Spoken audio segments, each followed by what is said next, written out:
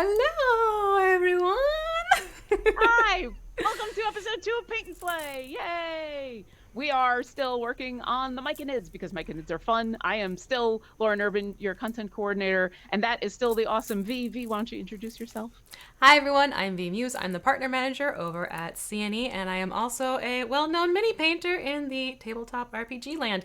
So welcome. I can't wait to get back into these Myconids because Mike and Ike and Mike and Mikey are ready for their fun today. That is for sure. Absolutely. I'm not gonna lie, I've been waiting for this ever since we did it last week. I've been super excited. Yeah. I'm excited to jump back in. We have our awesome moderator, Martin, in chat, who is keeping an eye on chat for us. We'll also try to keep an eye on chat these 2 hours and answer any questions, but Martin will be actually grabbing questions from chat as they come in so that if we miss them in chat, we have them in our separate document.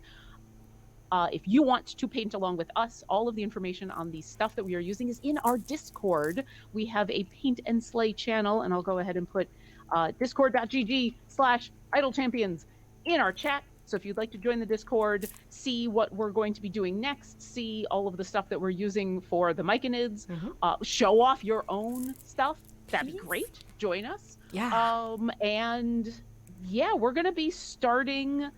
So last week, V, why don't you fill everyone in on what we did last week? Okay, so last week we have 2 Myconids that come in that fantastic pack.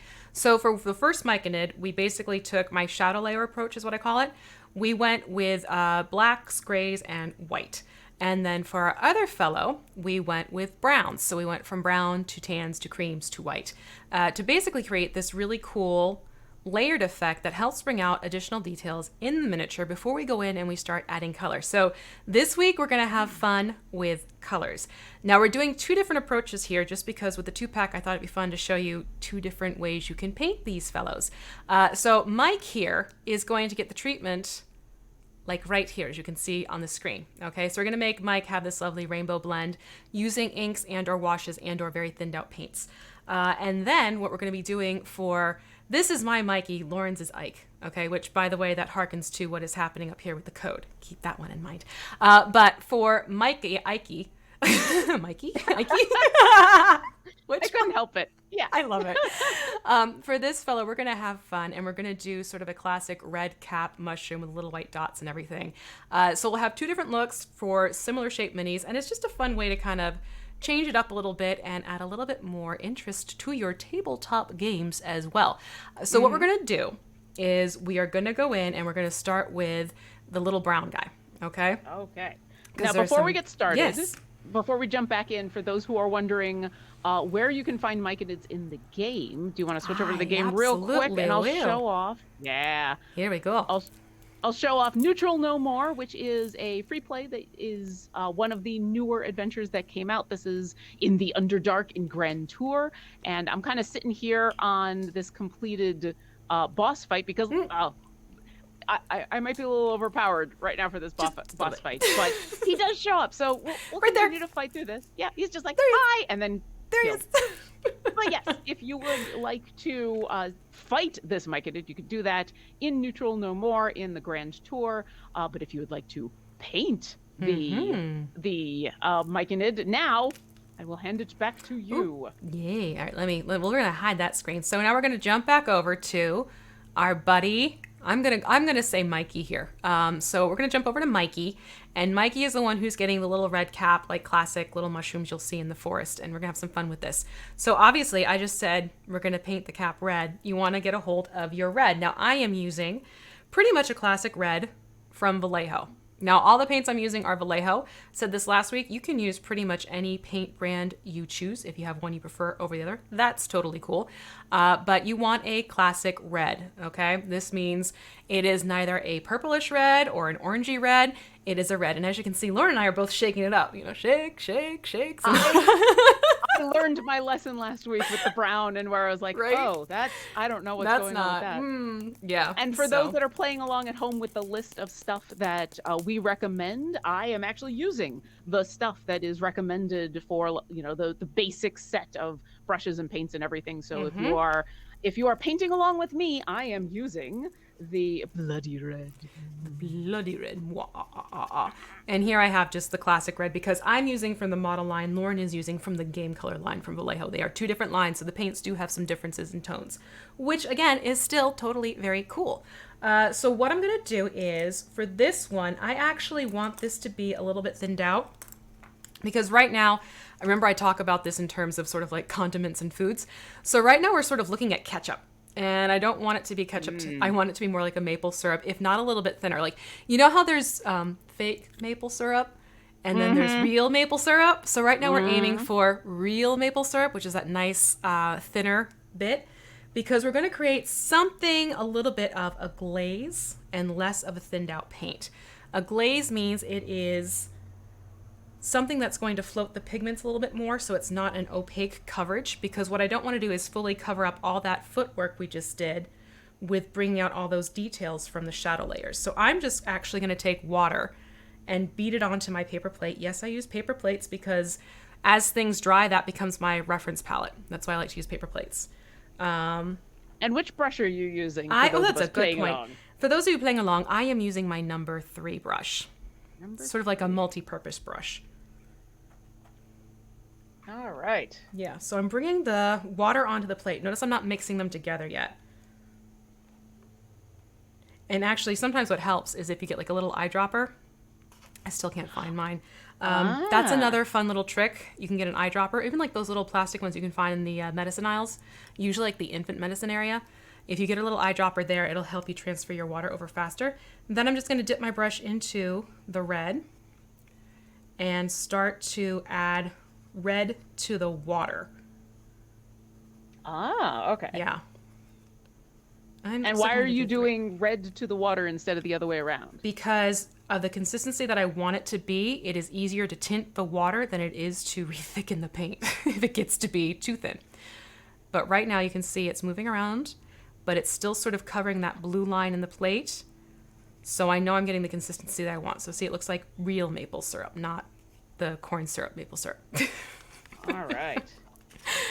All right, so what I'm going to do is I'm actually going to just keep using this particular brush. And a little trick for taking some of the paint off, if you want to, on the edge of a paper plate at least, is just sort of roll the brush and it'll pull it down for you. So I'm going to put the palette there. And then what I'm going to do is I'm going to focus on the fact that I want to get this cap on Mikey, the brown one, and we're going to start applying this paint. And it helps to sort of just, like you're doing a coloring book, edge around the side first. And if you notice, this is sort of bubbling up on me, so I still have too much paint on my brush. So, quick and easy way to fix that is take a paper towel and just pull off the excess paint, and then you can go back into the Mini and let the brush lift up what was a bit too much paint. Okay. Yep. So I'm going to bring this down to about, let's say his brow bone area is where I'm going to have this sort of, no pun intended, cap off. I mean, or pun intended. Or full pun intended. Or totally pun. Right. All the pun. All the and so puns. Is the idea that the paint should be thin enough that you can actually still see some of the brown? Yep, okay. You're going to see some of the brown and even some of that white and the other layers that we put on playing through. And you can see it right now through here on mine. Yeah.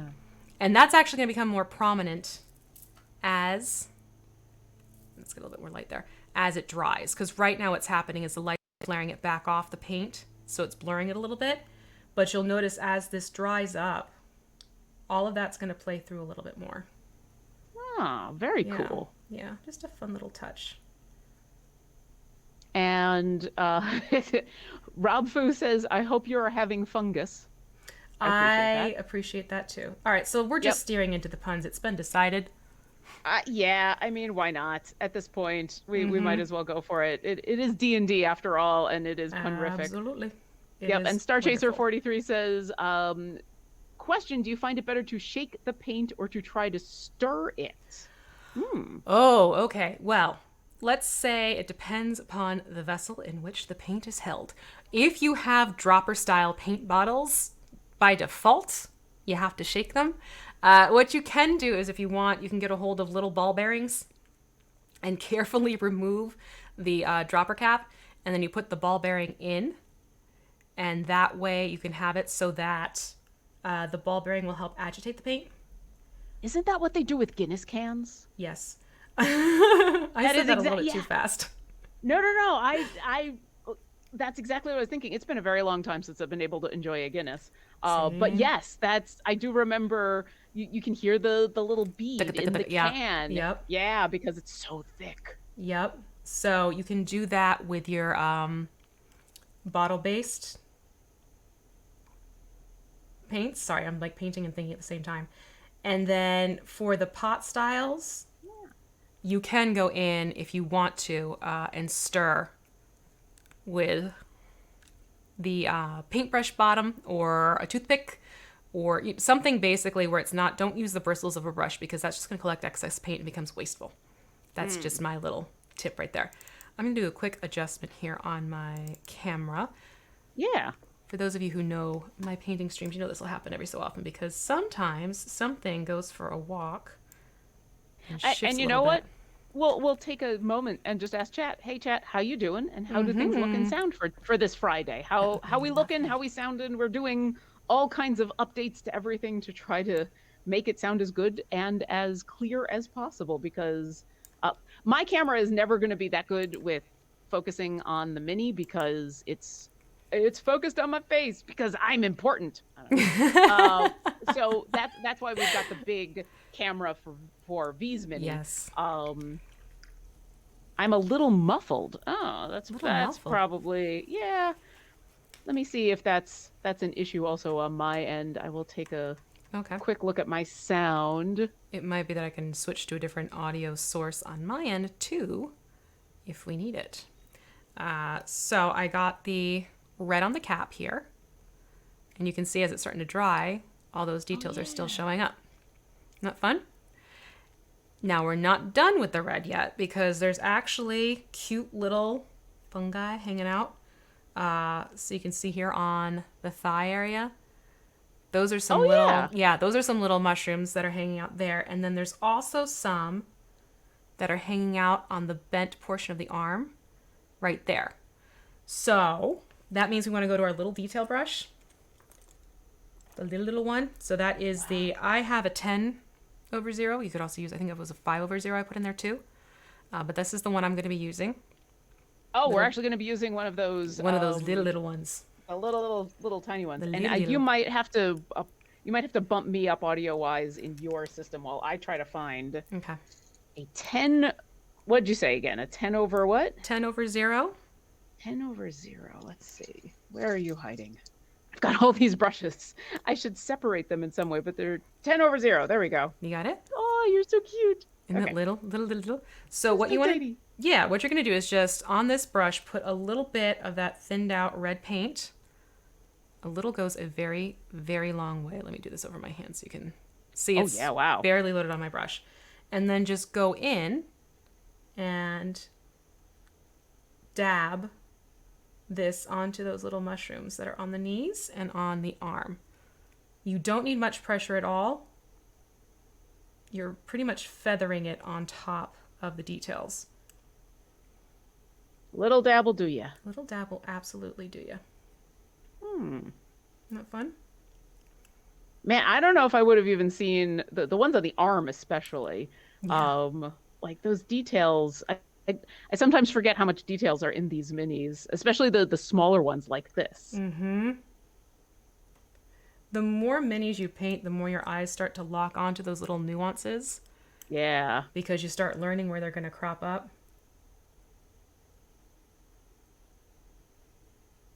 All the way up to the butt. That's where they crop. Sorry, had to do it. Had to do it.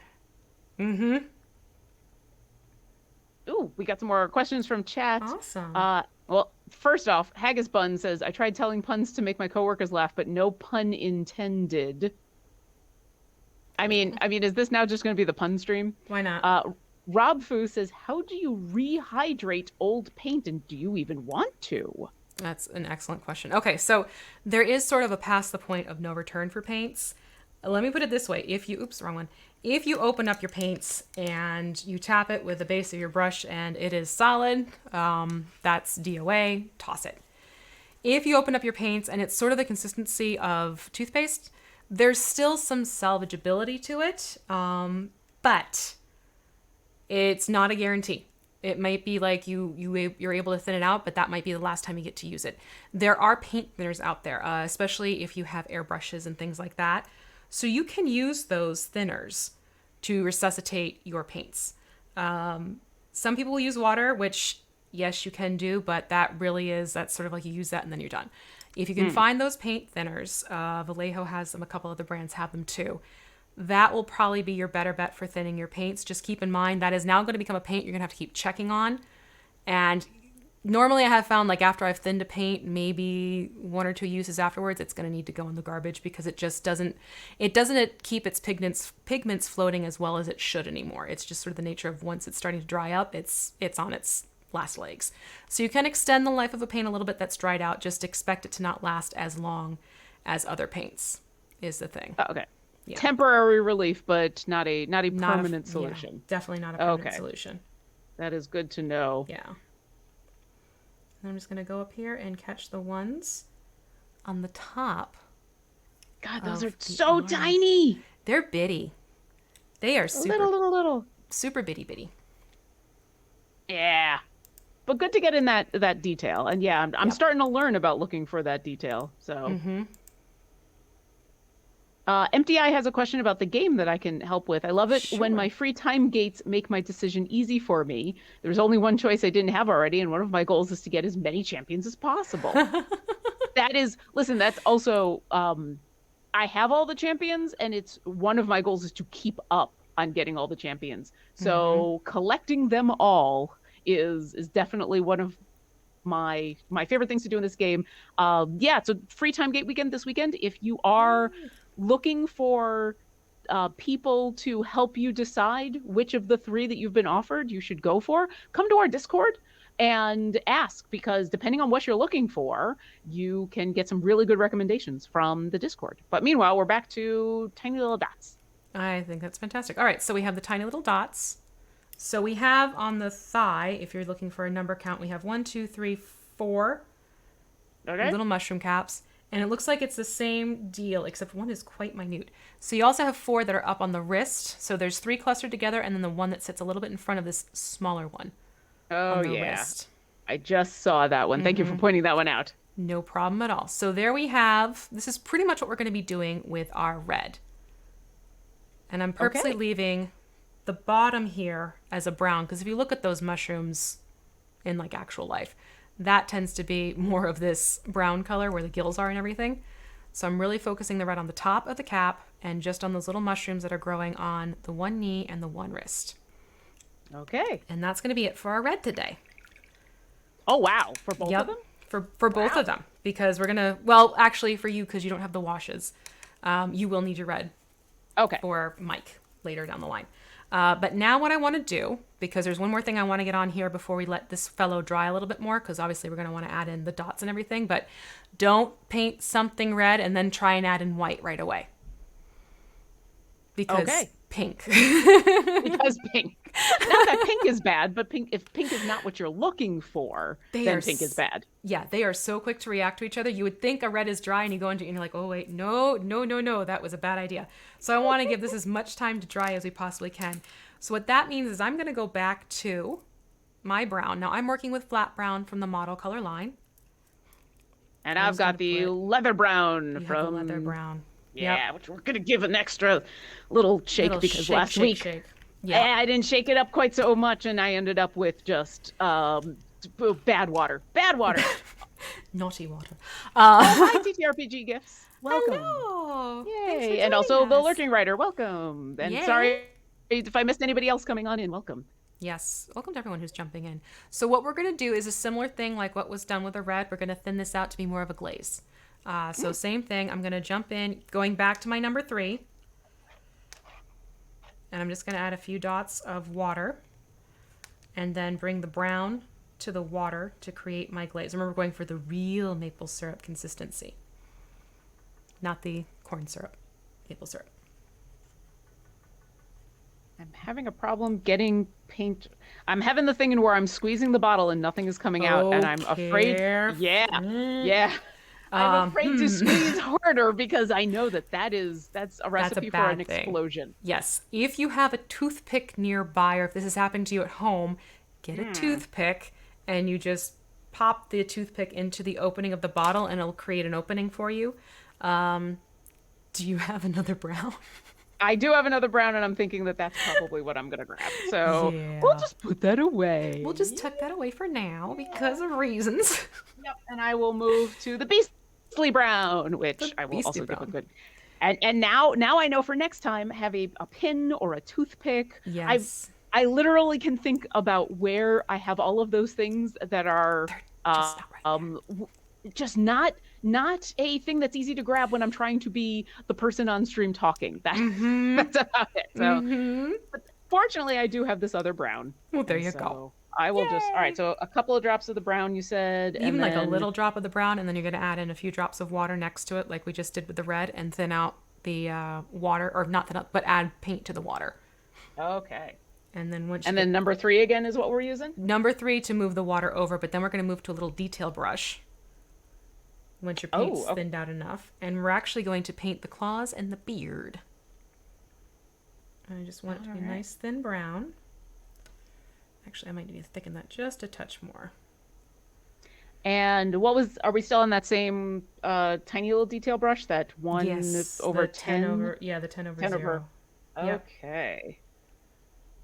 So I am going to. I just use my finger as a. I always do this with my thumb. Sometimes I'll use that to pull excess paint off when I'm doing smaller detail work. So you want to do the same thing. You want the highlights and everything we put in with the layers to play through. But we want to kind of give this more of a brown tone than the creamy tone we have going on. Because if you Okay. look in the photo right there, the claws are a little brown. Right there. See? Right there. All right. Yeah. I'm excited that, like, I mean, yeah, this is technically episode 2, but how quickly, because it was less than 2 hours in episode 1. Mm-hmm. If you think about all the talking and everything else that we were doing, but the fact that here we are in less than 2 hours and already we're talking about little details like the claws and Mm-hmm. like these tiny little dots of stuff, like it goes a lot faster than I was expecting. It does. Especially with this technique, because what this technique does is it does a lot of the detail work and then you're just adding color on top of it, is what starts to happen. Yeah. All right, so I got the one hand with the claws going, and now I'm going to get the other hand with the claws going. Oh, and I will grab some more questions. Oh, lovely. Questions are Oh, always good. Hamstedt is asking about a time gauge, wants to know Stokey, Nearest, or Beetle and Grimm. Ooh. All three of them are good options. I'm gonna say either Nearest or Beetle and Grimm, depending on what you're trying to do. Um, the lurking writer says paint thinners are super useful, but the trick with them is to put the paint and the thinners into a separate pot rather than the original container, which I would imagine is a lot easier if you've got um a, like I've got these relatively small, Mm-hmm. and I say relatively because like these paints, um, there's a lot of paint in here. That's going to last for a ton Yeah. of minis. Yeah. But relatively, that's not like those big canisters, the larger like Right. replaceable ones that you're talking about. So I'd Yeah. imagine for me, if that's a paint that I come across that I'm like, oh, this is dried up, Mm-hmm. it might actually be better for me to just buy a new one. Yeah, definitely. If you're going for like the 4 ounces or like 50 cents a bottle, it's, yeah, just refresh and get a new paint for that one. Yeah. And Rogue Um, Fu asks, so distilled water doesn't help? Distilled water will work.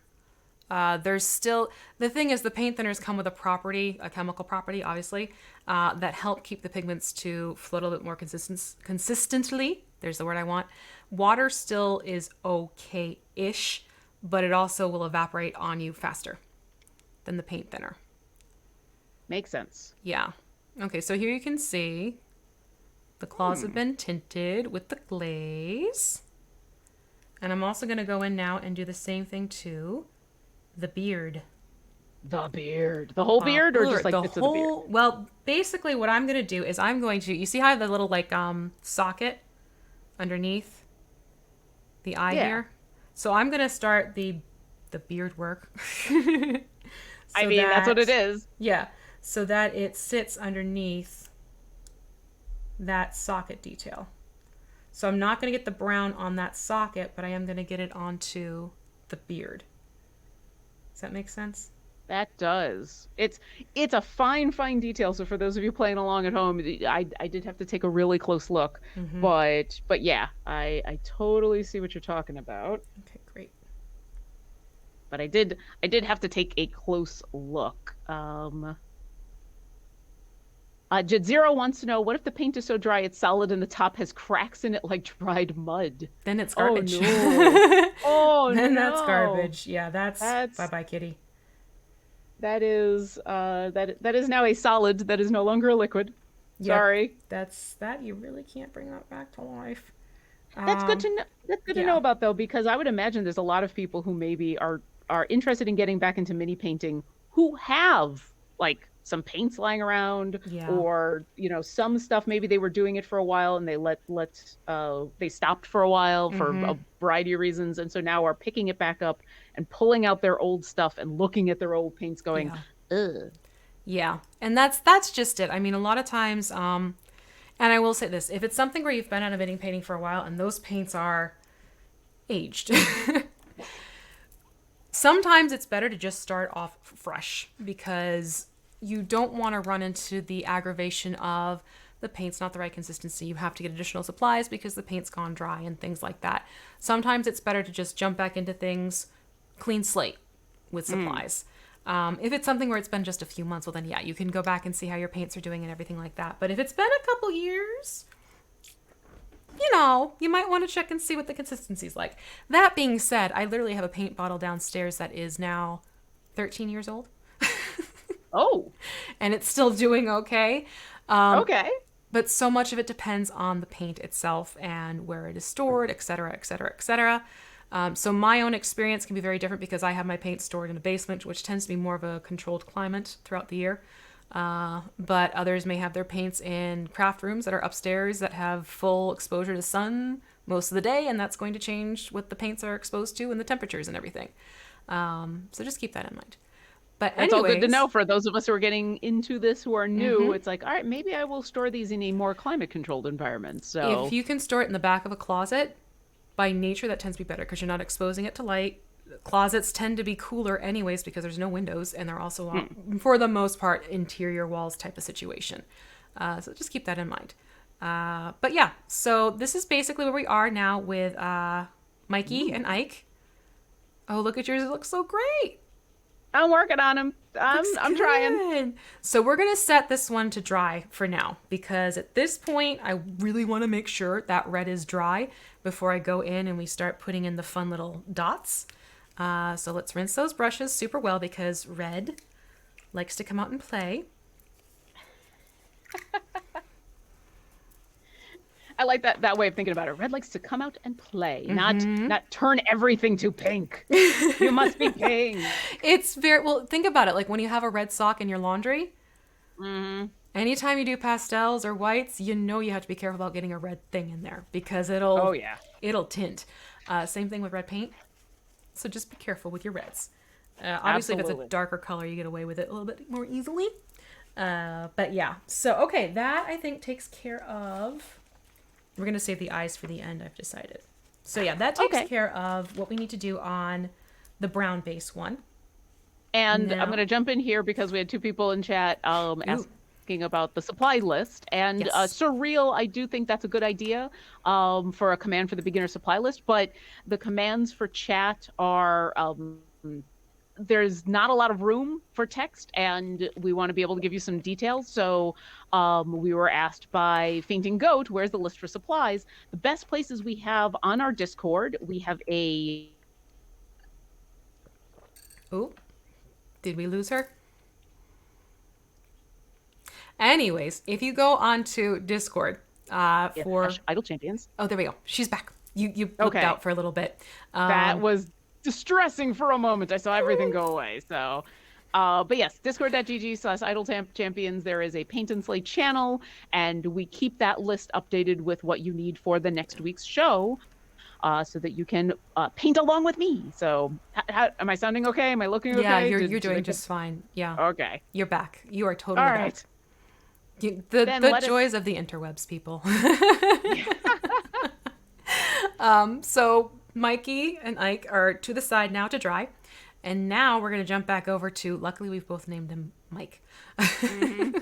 So while we have that brown nice and liquefied, we are going to go in and we're going to do the same thing to Mike's claws as what we did to Ike's and Mikey's claws. So we're going to go back in with that brown and Okay. just get those claws painted up. And so same exact thing, same exact brown, same exact brush, brown. Yep, same same brush, everything. same brown. Awesome. Yeah. There is a method to my madness every so often here. It's like there's a reason that you know what you're doing or something. Maybe, perhaps, It's like you have all of this experience and we know what you're doing. I'm just going to be that person who continues to ask those questions of like, wait, same brush, same But everything. that's good. That's actually really good for those of you who are at home painting along with us or decided to join us after the fact and are using this as your tutorial, because that can be a thing too. Yeah, I mean, all these go up on our YouTube channel, so Yep. check out our YouTube if you'd like to see. At this point, we only have the one episode, but if you would But like to start from the beginning of Mike and Ike or Mike and Mikey, then you can find that video up on our YouTube channel. So one thing with this guy is that you are going to need to move the mini around to get into some of the nooks and crannies here on this particular fellow's hand. Yeah, I am noticing that. That's Yeah. trying to get up his claws. Up the claws. Up the claws. It's an interesting challenge for sure. Right? Ah. And how far up the claws are you going? Because this guy doesn't That's a seem to good have the same question. delineation as the other one. So what I am using here, you can see there's sort of this wave that's happening. Mm. So I'm using the edge of that wave as to where I am having the brown stop. Okay. That's kind of become my little natural marker for this fellow.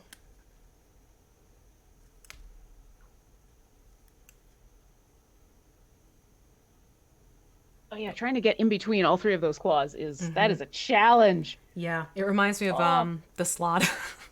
Oh yeah. All the Oh, little tiny details on that slot. yeah, but also the nail, not the nails, the claws. See, I'm saying nails because Brian and Eugenio, they were doing mani-pedis. But yeah, it's basically the more you can move your mini around, the better it is, because then you can get into all those. I have to go off screen for a second, pardon me, and I've warned in the past that this happens. That's better. Sometimes, the camera and I'm angles. kind of off screen here too because I got my light over here and I'm trying to keep an eye on things. But yeah, it is you can kind of it's so hard to see, especially with the pill bottle in the way. But it's nice to have the pill bottle because then I can do things like just hold it in a bunch of different ways and get up into those nooks and crannies. I also made the fun discovery that the little water pots that come in the WizKids Paint Night kits are great mini holders. Oh, I got a couple of those. It's like, okay, I can definitely use look into that. Yeah. So you want to get the claws, and then unlike Ike and Mikey, we're going to actually add this brown also to the mushrooms on this fellow. So again, there are 4 on the upper thigh here, and it looks like a nice cluster of 3 large ones and 3 little ones over here on the opposite hand. So those are also going to get that brown. Got to get that brown. Now, it might be just because of the color difference, but I find these a little easier to see. So maybe I'm just having an easier time seeing the details on the black and white versus the brown. So I don't know if that's just me or other people. No, it's honestly, it's because of the sculpt. They're more prominent on this one. Oh, okay. So yes, they are far easier to spot because you're not dealing with a bent limb, which is happening on the other one. That's true. Yeah, they're both on bent limbs that are hanging underneath where shadows catch, so they are harder to see. With this one, they're more exposed. You can see the light is naturally just catching them. That's why. Oh, yeah. I'm gonna grab a few more questions from chat. Yay. Wigand says, for a new player, who would you go after as your first time gate champion? Oh, welcome. Ooh. Thanks for joining us. Yeah. If you are brand new, my suggestion is go after a champion that either sounds fun or looks fun, because you've got kind of a plethora to go after. So, or if you're looking for something more specific, is there a specific thing you're trying to do? Are you trying to go after an adventure? Are you trying to unlock another area? Are you trying to unlock another campaign? Like, what's the next thing you want to do? And see if there's any champions that are going to help you. A better buffer, a better DPS, that kind of thing. Mm-hmm. And if you want really tailored suggestions, so you can say, hey, here's what I have and here's what I want to do, come to our Discord. It's a great place to get a bunch of people who've been playing for a while who are happy to give you some suggestions. And yeah, back to painting. Cool. Ooh. Ooh? No, I'm admiring all the I'm like, ooh. I thought an interesting question just came through. I'm like, that sounds like there could be something. Actually, an interesting question did come through from KODTTV. Are Myconids poisonous? I ask about the gill color so I can make a poisonous Myconid if they're not already. Let me pull up. I have some of the lore here. Their spores can have some sort of effect, correct? Their spores do a lot of stuff. Little psychedelic factor there. Yeah. Let me take a look through the lore here while you continue describing stuff. All right, so we have all the browns taken care of on this one. I'm actually going to hold off on the base. Reason being because we're going to be doing some things with washes, and if we need to sort of correct if a wash goes errantly, I always save the base as like the last step for coverage. So that's why I'm not doing the brown on the base yet. But you can see we have the claws are addressed as well as these little mushrooms here. And if you want to be even more ambitious, you can see how on our little sample here, there's also these ridges that have been highlighted brown. So I'm going to go in with the same detail brush. And I'm also just going to pick these random ridges here, sort of on like, I'm going to call them plates, and add a touch of brown to those.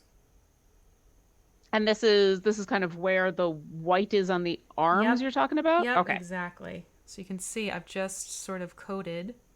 All right. And it's not on all of them. It's just, here and there. To semi-answer the question about myconids being poisonous. So they are not poisonous per se. You cannot get the poisoned condition from them directly, and they're not immune to poison. But like V was talking about, they, especially the sovereigns, but even the Myconid adult have these spores that they can emit, and some of those spores are, let's see, the Myconid adult only has the pacifying and the rapport spores, which are either stun you or help you chat with them. The sovereign can do all sorts of stuff. It's got animating spores to make more myconids. It's got hallucinogenic spores, which does make a target poisoned. It's got the pacifying and the rapport. So the really powerful myconids can do some poison damage, but it doesn't look like they are poisonous per se. Yeah. So there you go. If you would like to homebrew some super poisonous, attack you and make you poisoned kind of myconids, that'd be a thing you could do. And it would frankly make sense, especially for the ones with red caps. Right. I believe those are in real world super poisonous. Yeah, you don't want to necessarily partake. Yeah. But yeah, so I'm just going through and I'm picking random little ridges. Instead of happy little trees, we're doing random little ridges. Random little ridges. Okay, so you don't want to do them all. You're just doing some on the arms. Yeah. Okay. Yeah, I'm doing like one on the arm, one on the chest, one on the back. I need to figure out which one I'm going to do on a leg.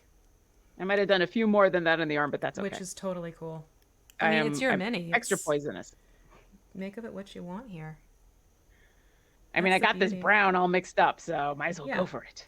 And that's the fun of mini painting. It's like, yes, I'm kind of providing instructions, but ultimately, this is your piece of art to make it how you want.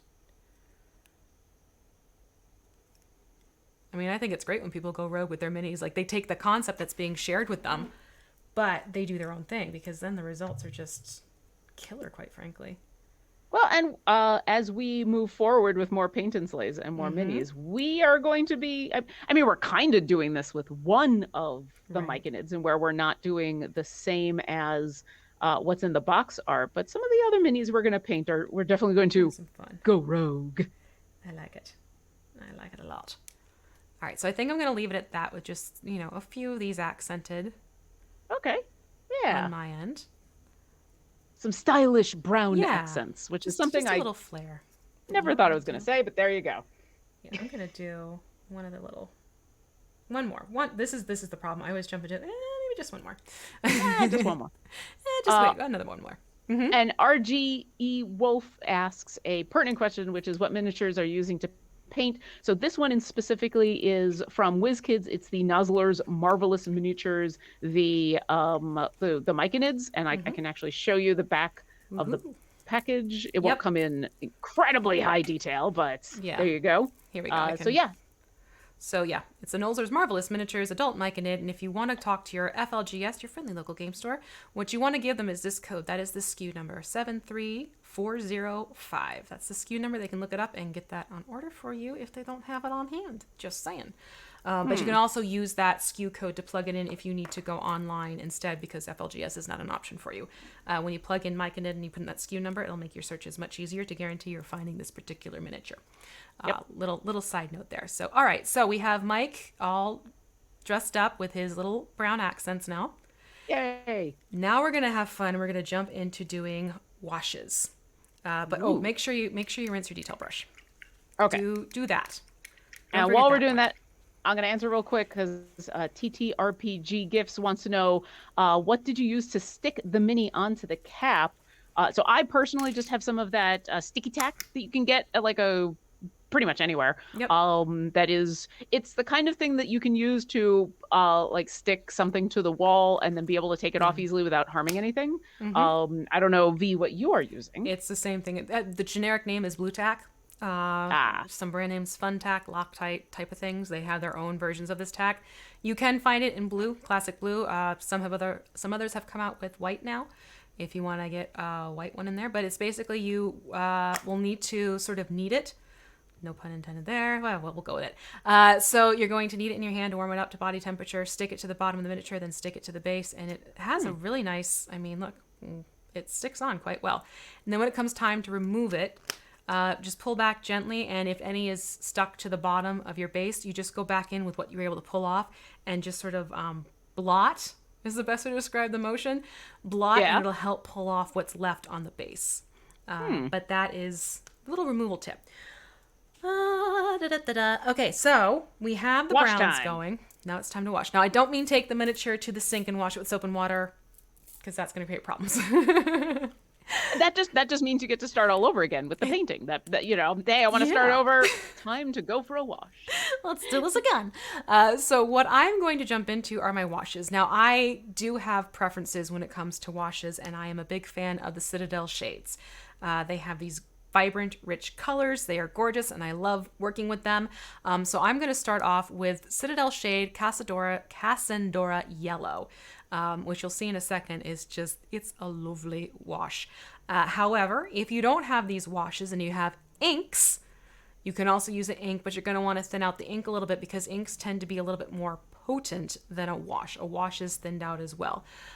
If you do not have either ink or wash, what you're going to do is what we've kind of already been doing with the paints, Lauren, because you said you only have your Yes. paints. So what you're I going to only do, have my paints. you have your yellow wash. So with your yellow wash, you're going to do the same thing where you put the dot of paint to the side, and then you bring water onto your palette and bring the paint to the water.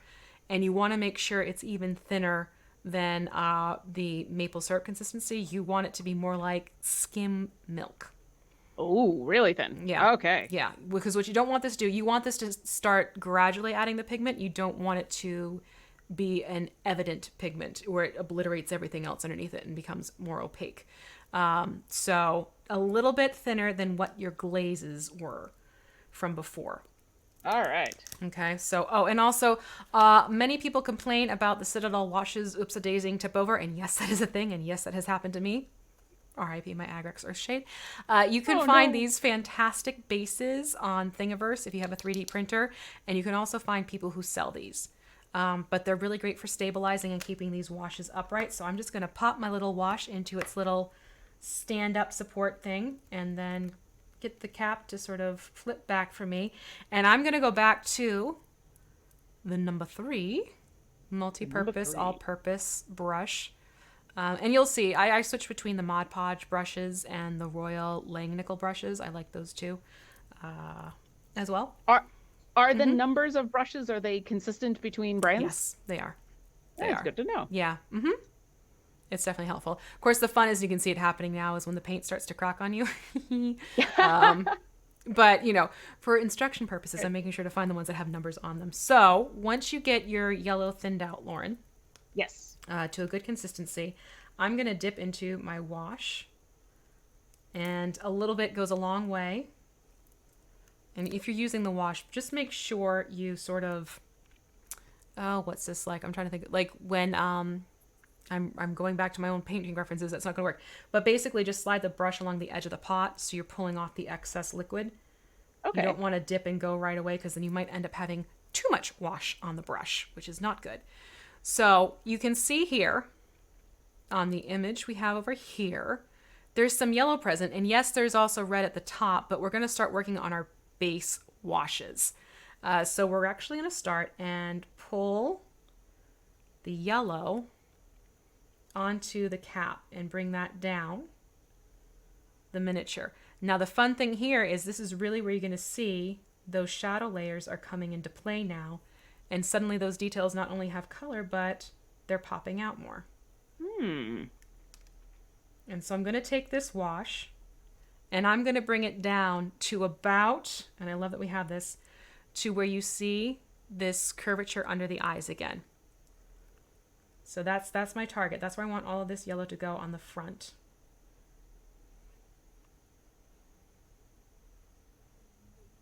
And the fun thing about this is it's kind of like working with watercolors. If you've ever done watercolor painting, it's a similar concept. Yeah. Now I'm ending up with bubbles that I have to worry about. Is that because That's of because of the paint factor. Yeah. Okay. So what you can do is if you have a lot of bubbles is dry your paintbrush off on your paper towel and then dip the bristle into the bubble, and it should not pop it, but it should drop the excess paint for you. Okay. Did it work? Oh yeah. Oh, Yep, good. yep. Good. I'm just taking a look at yours to see how yellow it should be, because I think I got a nice consistency on my wash and where it's nice and light. But so it sounds like for a wash, when you're making it yourself, the lighter is better because you can always put on you more. can build. You can, and that's the same thing for any wash. You can build up your washes if you want to. Okay. So I have it so you can see here. It's just a nice canary yellow now. And that's going on the front. And then I'm also going to carry it through on the back here and get underneath the cap, which, because I purposely didn't put as much shading, will by nature be darker. So the wash is only going to highlight what was put on there that is, white paint or a lighter tone paint. But I'm just going to work this underneath. And are you going all the way down to the neck kind of area, or are you? Honestly, you can riff if you want to, because as you see, these colors do blend together right there. Yeah. So if you want to take that a little bit lower, you absolutely can. I'm kind of, because I also like the color blue more, I'm going to have it so the yellow sort of stops at the head underneath, where that curvature starts for the nod to the head. The head shape, I should say. And if you get these washes over those browns, that's okay. I mean, it's all okay. It's all going to be good. okay. It's all just mini painting. It's all exactly. This is we're just having fun painting some minis. Exactly. A little bit of washing. That's fine. Um, let's see. RGE Wolf wanted to know, are these pre-primed? Yes, these Yes. are pre-primed minis that we got from WizKids. Mm-hmm. And we also had a question come in about how would want to fix the minis to their base, which I assume we're We're going to gonna eventually address at get the end. to. Yeah. Yeah, so Yep. stay tuned. Stay Yeah. tuned for later base fun. Keep watching. Yeah, that's definitely gonna I get mean, to. we're getting there. We're getting really Yeah. close. Like, Okay, so I have the majority of the yellow on here. I'm just sort of rotating a little bit in case I've missed little spots here and there. And then what I'm going to do is I'm just going to take a couple, like sort of what we did with the brown ridges, little random bits.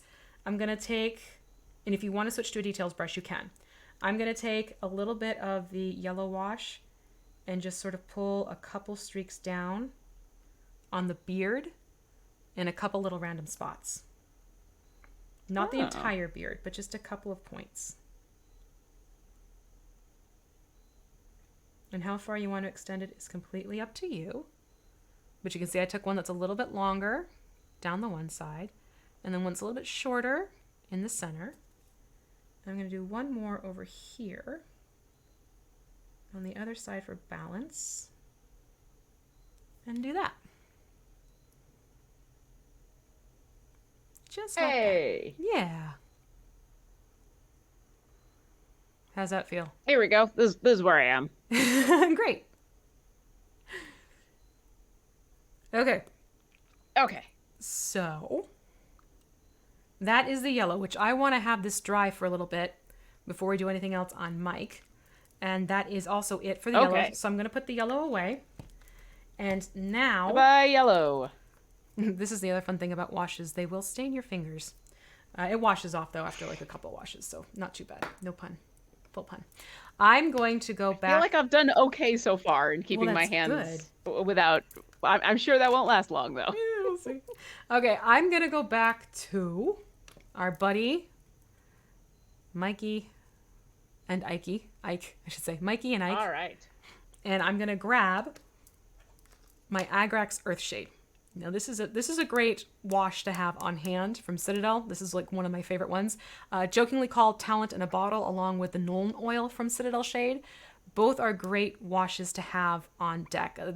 I am completely biased. This is totally personal, but I have found these two washes, the Agrax Earthshade and the Nuln Oil, which do I have near? I do not have that one nearby me, of course.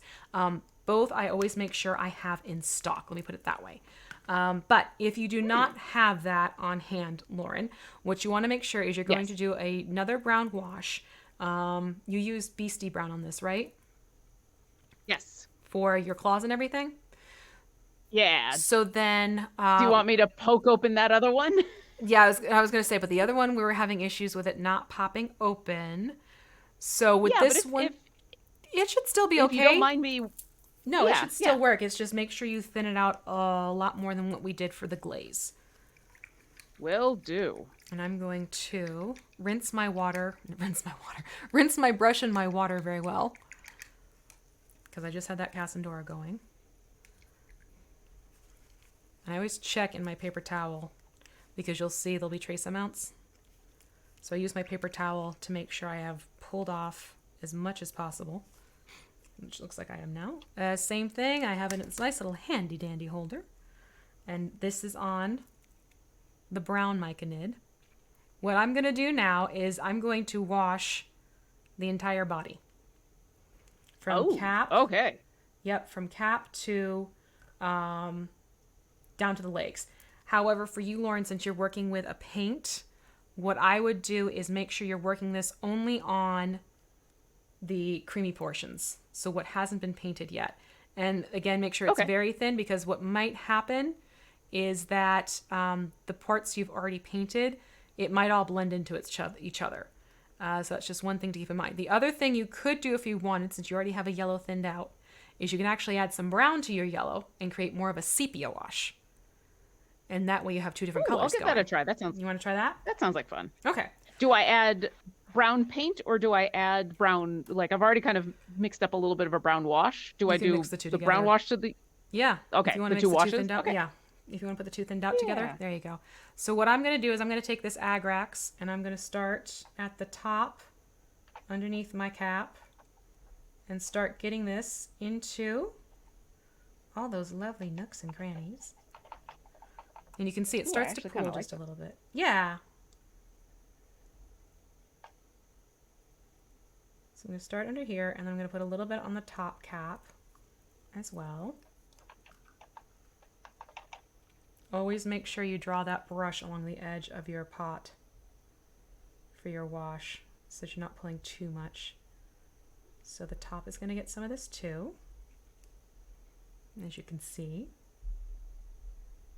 All right. And then I'm going to start working it down the entire body.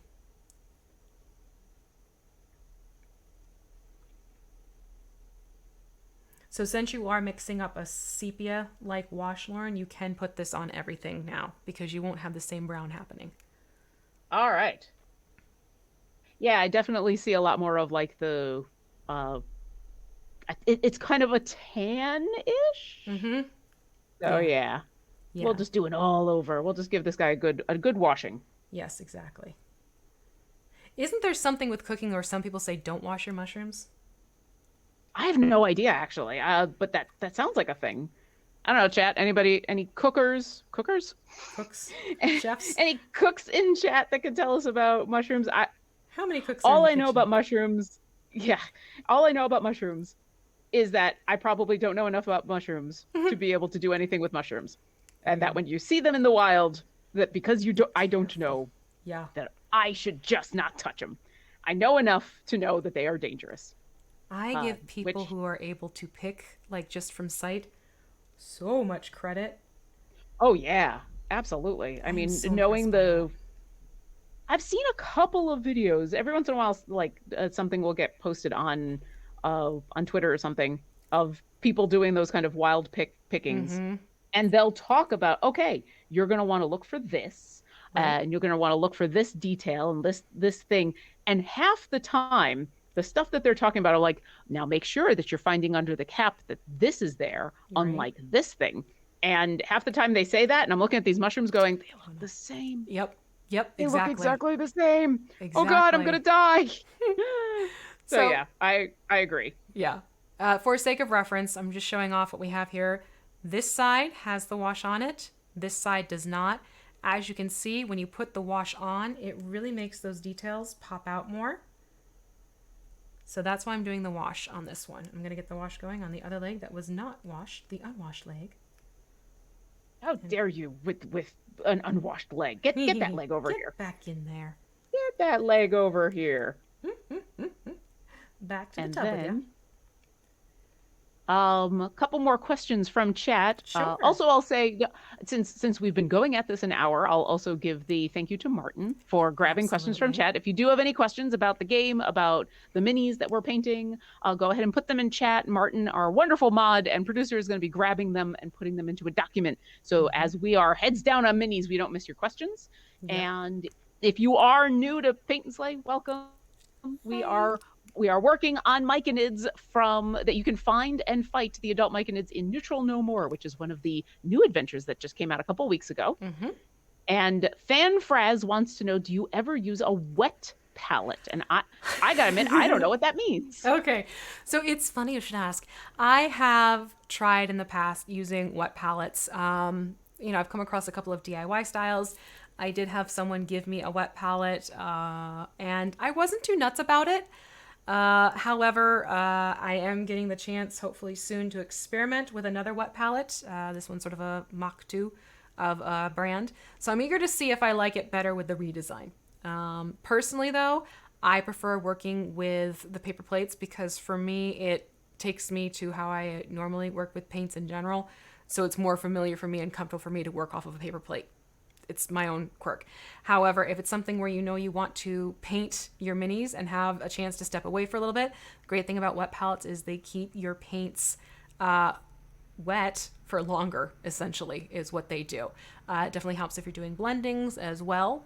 So they do have their, good points to them. It's just personally as a painter, I have yet to find one that I like working with. So I'm not going to say don't use them. I'm just going to say I don't use them. Okay. That is nothing against the wet palette option at all. And here we go. I got a. Oh, that looks great. Once again, my camera doesn't have nearly as much detail because of the focus, but But we'll yeah. definitely share pictures in the Discord after we're done. That is for Oh sure. yeah. Okay, Yeah. so that is Mikey and Ike. We can put them back to the side again, so their second wash can dry. their Agrax wash or the sepia like you created, which came out really well. Nicely done. Thank you. You're very welcome. All right, so that is the next step that I wanted to make sure we tackled. Now we're going to go back to Mike. And Mike, as you can see, that wash is dried. Lovely.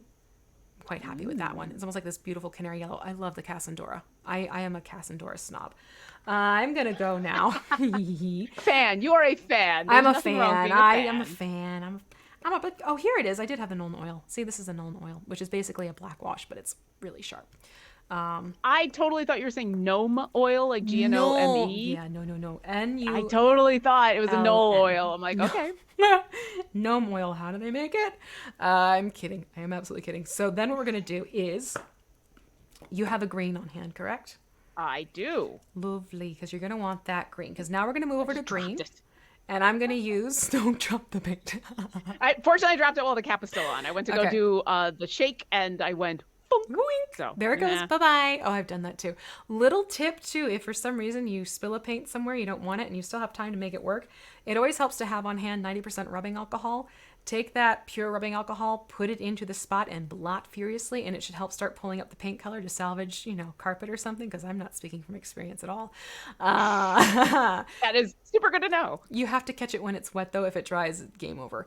Yeah. So I'm going to be jumping into Citadel Shade Beal Tan. And I love this green because it's this beautiful, beautiful emeraldy green, which I will show in just a second here. So as you can see, look at that. It's just such a pretty green. Ooh. So I'm going to jump into that one. And same thing for you, Lauren, since you're going to be working with the paint. You want to make sure that gets thinned out very well. So it's Will do. floating. But it looks like you did a great job with your yellow. So I'm not too worried about it. You were able to call the right consistency with the yellow. Going to be a similar consistency for your green. And then Fingers what I'm gonna crossed. do- Yep. Fingers So crossed. what I'm going to do is you're going to notice that Mike is getting the upside down treatment. So we're going to take this green and we're going to pull it up the entire body. So this is going to go everywhere. Because if you'll notice here, and I'm going to explain this. Yes, we have other points that have... Oh, everything but we're going to do part of the beard. Let me take that back. We're going to do part of the beard. But if you look over here, you can see that everything still sort of has this greenish undertone to it. So we're going to avoid the claws, but we're going to put the green on the rest of the body, skip over the tip of the beard, and add just a little bit to the upper portion of the beard. Okay, so that's what we're going to do with the green. And again, make sure you're always pulling off that excess bit. And then I'm going to start at the feet. Well, are those feet? Sure. Sure. I mean, it's pretending to be a humanoid shape, Yes, so I yes. think feetsies make sense. Yeah. So onto the tootsies. I'm going to put this lovely Bealton green. And again, if you want your colors to be more intense, you can always go back with washes and layer on so it's more evident and vibrant. Easier to add more. It's pretty hard, It's hard to take away. Yes, this is never true when it comes to mini painting. Start off with a little bit and build. You're not painting a wall in your house. Nope. You're painting a Myconid butt. Yeah, different type of painting. Trust me, I'm all for the one coat wonder when it comes to painting your walls, but when it comes to mini, you don't want a one coat wonder. Well, unless you're working with the what are the contrast paints? That's the word I'm looking for. Well, Those and are in this something else case, entirely. Yeah. this is like the one coat wonder on your wall because it's a wall. You're just going and done. But here we're doing something a lot more interesting. Yeah. So that is super fun. We're playing with some nuances here. Yeah. Let me check in again with questions from chat. Yay. Drizzen04, how far in advance notice were people given for what Mini would be painting in? paints were using. We try to at least give a week, if not more. So I did see another question from Star Chaser that's related. Will the Mm-hmm. Discord channel have the next Minion supply list prior to the start of the episode? Just curious. Yes. Yes. I'll be updating that today, Yep. actually, with the next mini that we'll be working on. Yes. And we will always try to give you at least a week's notice with what the next one is. And most of the minis that we are going to be working on, we will work on for multiple weeks. So for 1 or 2 weeks, just so that we don't have to be in a hurry, just so Mm-hmm. that, if you miss maybe the first episode and want to catch up, you can grab the VOD and then join us for the second. So yeah, it's Yeah. it's never really a hurry. And honestly, once you have some of the stuff, once you have some brushes and some paints and everything, really it's just the mini that You'll you're going need. to need to be Yeah. getting, because a lot of it's going to be using the same things over and over and over again. Yep. So, or at least that's what I've been seeing. Yeah. Is like a lot of this green is green is green, and the Myconid green that I'm using right now is going to be the same green for whatever we do next. Mm-hmm. So And that's just it. I said this in the first episode, but I'll repeat because I'm sure we have new people joining us today. Hello, welcome, thank you.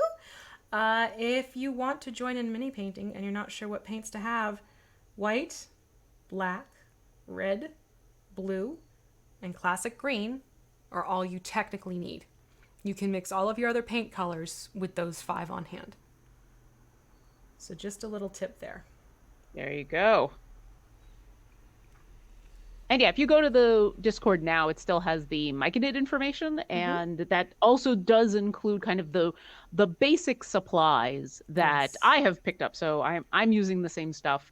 And what's nice about getting like a set of paint is that you don't have to worry about getting specific paints. If you just want to pick up a little set, and it comes with basically one of every color, Mm-hmm. and then we're able to do the adjustments as V has Yeah. suggested. So that's been a lot of fun. Yep.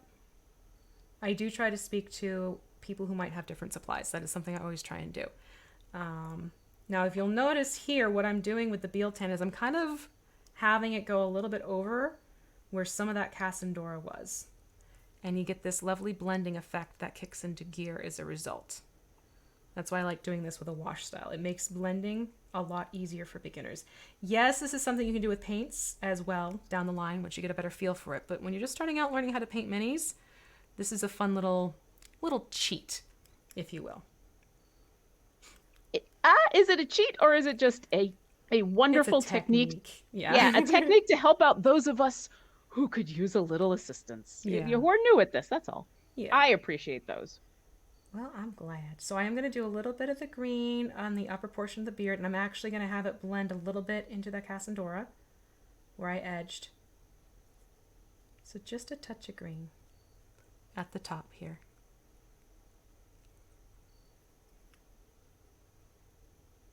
And I'm looking at Definitely ending up with a little bit more blotchy in the green, but I'm working on it. green. I'm working Tends, on it. I'm getting the same thing. I do find every so often green tends to be a color you do want to go back over. I'm even seeing it with my Beal-Tan, so that is perfectly okay.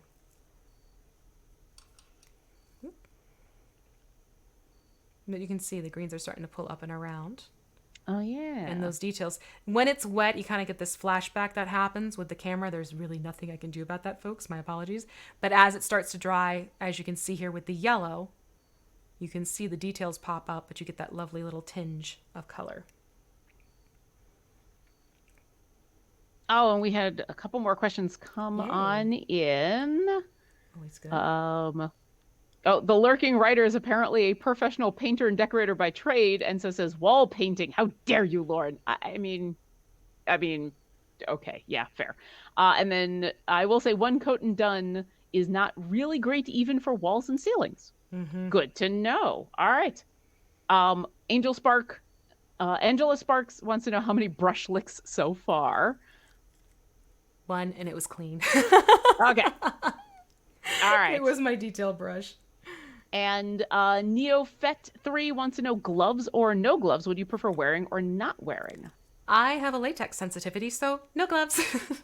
Which I know is funny because a lot of the acrylic paints have some latex to them. But if I wear latex gloves, my hands are not happy the next day. But you can wear gloves if you want to. That is entirely up to you. I honestly, I like not having the gloves on because it also helps me check the consistency of the paint to see how details are going to pop out. Yeah, and I think I enjoy not wearing gloves, but I'm also used to working with my hands in this way Mm-hmm. with making oba reeds. And Mm-hmm. so for me, especially something like this, in where the worst that can happen is I get a little paint on me. Yeah. I'm used to with oba reeds, and where the worst that can happen is I cut myself. So Yee. the fact that the stakes on this are so much lower make Yes. me super willing to not worry about if I end up with a little paint on me, not a Yeah. big deal. Yeah. But I feel like if someone did want to wear gloves, if like either you don't want to get paint on you because of the paint sensitivity, or Mm-hmm. if you are like, well, I'm going someplace fancy tonight and I don't want paint all over me, like that's super fair. I don't think that would be an issue if you just got some good gloves that are Yeah. nice and snug.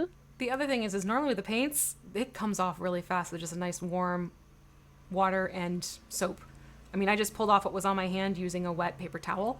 It's when you get into the inks, that's when the stains happen. So if it's Yeah. something where you don't want to walk around with stained hands and you're using inks, well, then yeah, you might want to, glove it up. But similar reason, I like to work with my hands. I like to feel the texture of things, so I tend to not work with gloves.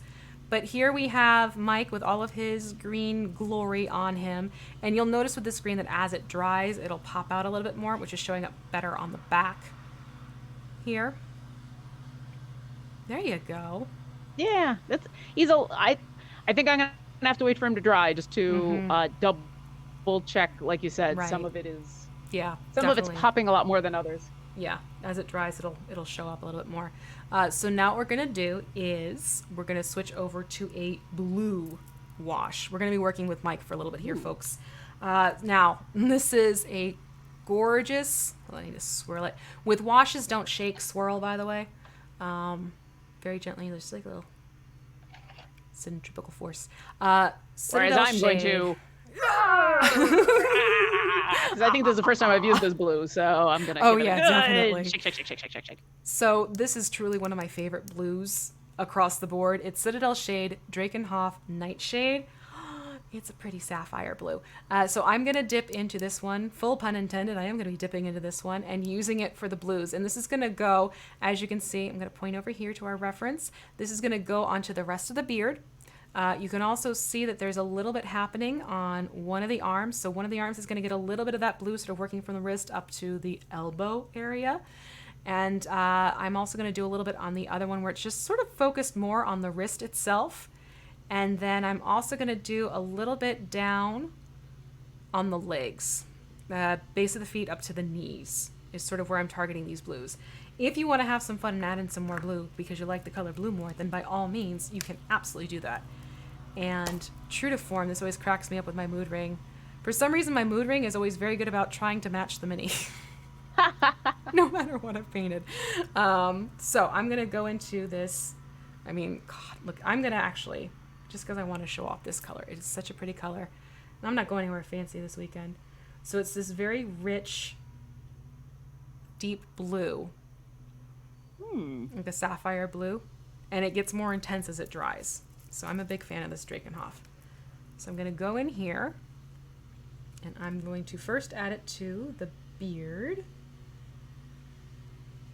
You can see that blue is popping out more when it's on the mini itself and working with the purer tones as opposed to a flesh tone underneath. Oh yeah. Yeah. And especially after like the yellow got a little muted because of the washes that we've been using, and now this blue is really popping out. Yep. And that's just it. It kind of gives you little nods as they blend together. Of there's a tone of that and there's a tone of that. So right now I have the blue on the beard as I would like. Right there. And let that dry. And I'm gonna start working this onto the one arm, and then the legs, and the wrist on the other one. From what I'm looking at.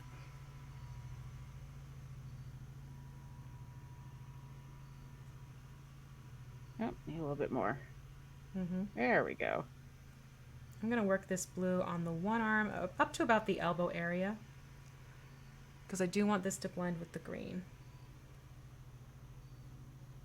because you'll see it's even happening. It's not a true blue that's happening on that arm. You can see it's a greenish blue. Oh, yeah. Yeah, Okay. All right. I see how yeah, that's blending. That's cool. yeah.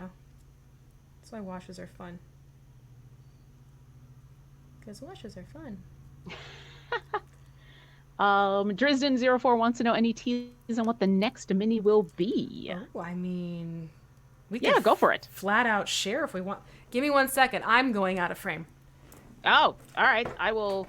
I'm still here. Greenwald 114. Maybe I heard wrong, but I didn't hear yellow as a starting color. Green instead of yellow. Actually, both.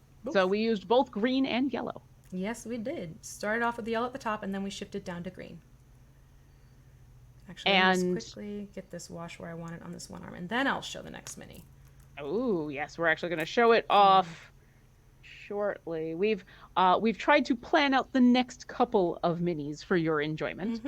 And we will take suggestions if there is a specific creature that you would like to see us paint. Either if hopefully it's something that is in an Idle Champions event or an adventure or something, well, definitely let us know. Yeah. Okay, so the blending's happening here. Again, it's tricky because we have the flashback from the moisture, but you can see that it's turning into more of a blue teal as opposed to a green on this one arm. Okay, so that is the one arm. I'm going to let that dry just a touch. And if you want to join us for the next painting session, we're going to jump into the Carrion Crawler. Yeah. Which is this lovely, lovely mini here. And if you need that code, oh, it's covered. Hold on. If you need that, oh, I can read it. I can read it at the bottom here. If you need the code, it's 72020. 720. There you go. So that join is, us. I believe. Let me just double check that one. I'm pretty sure that's what the code is. I have to very carefully peel off the. Oh wait, no, I lied. Take it back. Take it Oh no! back. No, we're good. We're good. Here we go. It's 73535. So we were close. 73535. That's the SKU number you want. Okay, right there. Yep, But and we'll be here- posting that and all of the details of what you will need in the Discord. Absolutely. Later today, but before the end of today, which is Friday the 17th. So if you're watching this at a later time, check the Discord, and we won't delete any of the older stuff. Check the pinned tweet, not pinned tweet. Check the pinned information in the Discord for what the most recent thing is. But you can do a search in the Discord for the at this point what will have been the previous mini. Yeah. So if you want to catch up, you absolutely can. And we'll also be trying to get these. Sorry, I'm just seeing suggestions from chat about what to paint next. Yay. Yeah. Let me get to that in a second. But first, the Lurking Writer suggests for latex sensitivity, you can get 100% cotton gloves from a decorating center that still allows you the freedom and dexterity you need for fine detail. That's good to know, especially since I think latex sensitivity is one of those things that's relatively common. I think, and even if you don't have a sensitivity, it can be the kind of thing in where just wearing latex gloves for a while can get hot and sweaty. So yeah. And these a bunch of suggestions from chat for the baby Tiamat. Both Loki, Grommel, and Lurking Rider totally want baby Tiamat. For those of you that don't know, one of the things we just put out was the Worm Speaker Naeli skin, which you do have to have unlocked Trials of Tiamat in order to access, because it comes with some other stuff that's good for Trials of Tiamat. But the familiar you get with that is baby Tiamat, and it's adorable. It's so dang sweet. Oh my lord. It is so adorable. Oh my so yes, lord. I totally. And you know what? While painting Tiamat would be super fun, I do know that the Tiamat minis are not mini. So doing a baby Tiamat, that could be a lot of fun. That would definitely, even it being a mini baby Tiamat, would probably take several episodes. Time, yeah. Yes. I will say, if you are jonesing to paint a Tiamat, I do have a how to paint a Tiamat tutorial on my YouTube channel. There you go. So you can check that out if you want to. But in terms of a mini Tiamat, that we'll need to look into. Yeah. All Uh, right. And so, as since you've said it, what is your YouTube channel so people can go look that up? it is the Crafting Muse on YouTube. Very easy to find. There you go. Ta-da! The We Crafting like Muse. easy links. Yes. Now, what I am doing here is I am taking the same blue and I'm starting at the base of the feet and I'm pulling it up to about the knees. So overlaying it from the green. So it's kind of the same thing like what I just did on the arm, but I'm stopping at about where the knees start up on this figure. On both legs? On both legs, yep. Okay. And then I'm going to do a little bit more blue, but just do it on the lower forearm and wrist zone. So not all the way up to the elbow like I did with the other arm.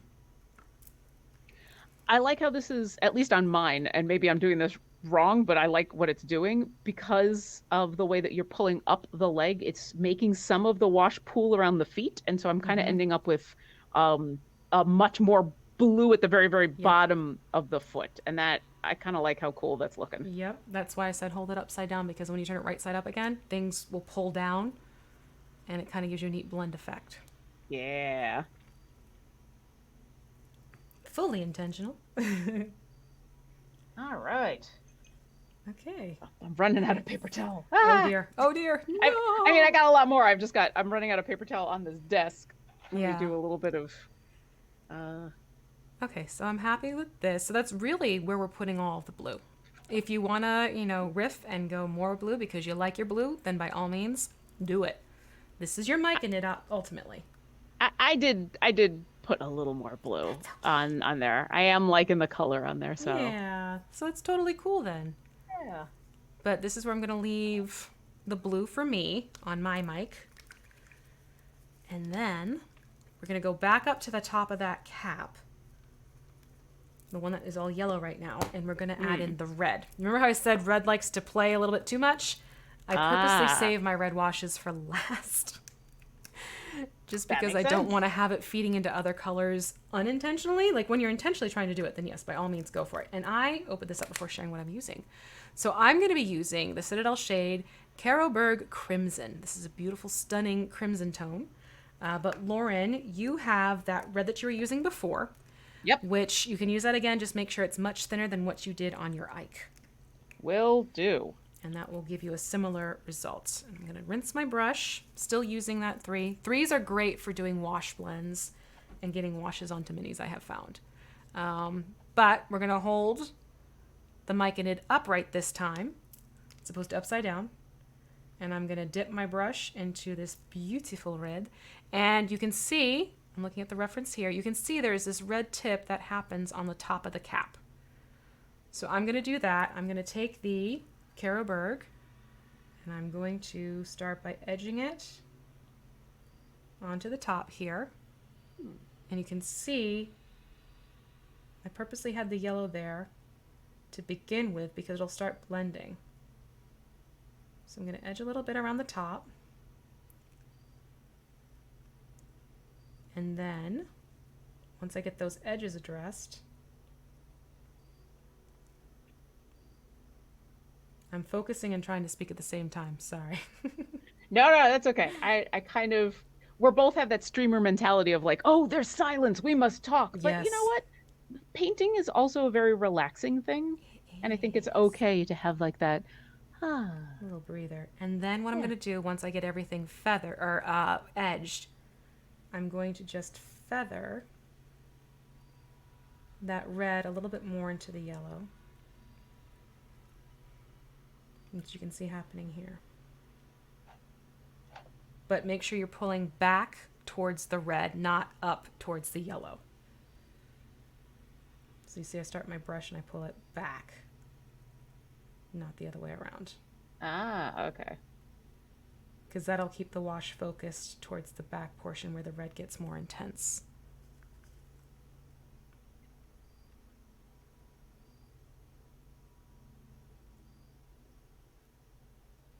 Oh yeah, that is, I don't know how well I'm doing this, but it's super fun. Yeah, it is. It's fun to play around with this and how the colors play together. And again, it's up to you how far down you want to bring the red into the yellow. I kind of like the yellow, so I'm not going to go too far. To be honest, I love that cherry red color. but I am going to sort of put a little bit more of the red underneath where there's that overlap, sort of the fluting, I guess, on the cap. Yeah, get a little highlight on where the overlap is. Yeah, Yeah, exactly. I was thinking the exact same thing. I'm like, oh, I want to be able to Yeah. show off that line right there. And So, are yeah. you eventually going to bring it? Okay, so you're staying pretty I'm well on staying top, high so up you're not. because I Okay. like that yellow. Is I gotta why. admit, I went a little further down, but that's Yeah, okay. that's totally cool. I'm gonna do just a little bit more, and then I'll stop with this portion for the cap. Yeah, just a little bit more. I swear, I'm just gonna do a little bit more. That's Just just a it. It's little like a bit little more. more. Just a little. Just a little. Just Just a little bit more. Just a little bit more. So And this I'm is just the gonna. top of the cap, right? Yeah. So this is where I have it on mine. I'm capping it here. I had to. Nope. I get it. I get it. I get it. You had to. I totally get it. I could not resist. Now what I'm going to do is I'm actually going to go back to the claws and put this over the claw area because you can see here those claws have a little bit more of a reddish tone and it even blends into a little bit onto that one wrist. Ah. So I'm going to go back with the red to my claws. La claw. Bonus points if you know that movie. Also, thank you, Trevor. Trevor's in chat and is just like, I believe in you. Yay! You're doing a great job. Thank you. I'm You're having welcome. fun, and I feel like That you are doing a great job of inspiring fun, and that is the oh important good. bit here. Yeah. So, because once again, this is supposed to be fun and relaxing. None of us are doing this as like, oh, we have to paint this Mm-mm. perfectly right now, or No. else, We or are else that not doing a competition mini paint. is, is that a thing? It is a thing. Yep. That is a thing. Really? That is an absolute thing. You can enter competitions and submit your miniature painting and have it judged and voted on. Wow. Yeah. There's different types. There's types where it's like grab this exact miniature and submit, or it is grab this kind of themed miniature and submit. So yeah, if you wanted to get into it, you absolutely could. It is a thing. I mean, I knew that there were professional mini painters Mm-hmm. who make a living literally painting minis for people, which I Yep. think is super cool. Yeah. But I had no idea there were competitions. Yeah. That okay. I mean, It's an actual I guess thing. when it comes to this kind of art thing, it's why isn't it a thing? I mean, Yeah. if I you're gonna mean, do it, might as well enter a competition for it. Why not? yeah. Have fun with it. So I'm doing the same thing on the other hand. I am getting the red on the claws, and I'm just doing a little bit on the edge of the wrist. I'm going to grab a couple more questions from chat. Cool. I've got Robefu wants to know, is it pearlescent? Would you use a pearlescent wash for a slimy look? No. Hmm. That will actually start playing around with the colors too much. If you want something to have a slimy look, that's going to come with how you seal your miniature. Because what happens is once you start using pearlize, you get more of an iridescent sort of nod to ice and glass as opposed to slime. For a slime effect, Ah. you want to use high gloss varnishes at the end. You can even cheat it if you want to with Elmer's clear glue. Just keep in mind that can tinge slightly yellow depending on the paint you're using. So if you want something that has like a cool green slimy effect, then yeah, go for that Elmer's glue clear. But you can also get just a nice glossy varnish to seal your minis at the end, and then that will give you your slimy wet appearance. Oh, cool. Yeah. And the Trevor says Zen mini painting. Yes, Zen in the Nice. art of painting a mini. Mm-hmm. Oh, and Martin says if I wasn't modding, I'd be here anyway, painting along. It's a very Ooh. relaxing stream. Oh, thank That you. I love hearing. See, that to Yeah, me, I'm like, yay, mission accomplished. People are relaxed and enjoying themselves, especially like on a Friday. If it's been a yeah. long week at work, I'm happy to hear that. So, Uh, and one more real quick. Max mhm. Hell says seeing work with wash for the first time here is making the idea of mini painting much less daunting and more approachable. Thank you. Yay. Ah, glad that we could help. Yes, very much so. Now what I'm doing, my last touch with the red is I'm actually going to the base of the feet again. And you Okay. can see here how it's kind of got almost this muddy brown color. That's where I'm Yeah. going in with the red because now we're just adding in a whole bunch of washes, which will start playing against each other, and you end up with an almost brown tone. So I'm going to put that at the base of the feet. Okay. Yeah, just a little bit. I'm not going too ham with it because honestly I like the colors, but it makes a lot of sense as you get down to the base to have that going. Yeah, myconids, I mean, They're they coming probably don't from care the that they have earth. muddy feet. Yeah, They're probably fine with it. exactly. So I'm just going to add that in.